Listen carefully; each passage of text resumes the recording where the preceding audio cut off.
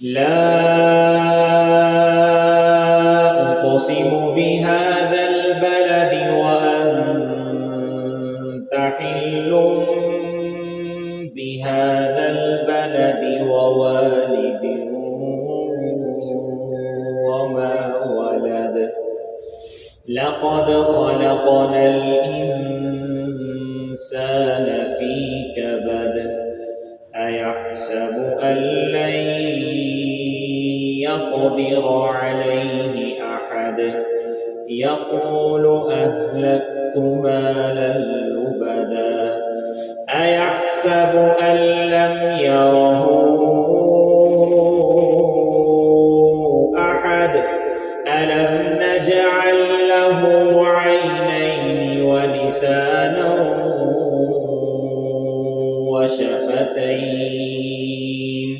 وهديناه النجدين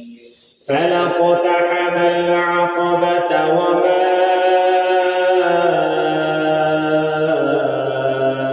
أدراك ما العقبة فك رقبة أو إطعام في يوم ذي مسغبة يتيما ذا مقربة أو مسكينا ذا متربة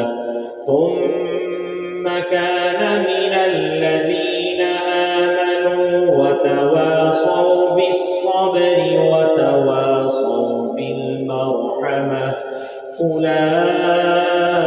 أولئك أصحاب الميمنة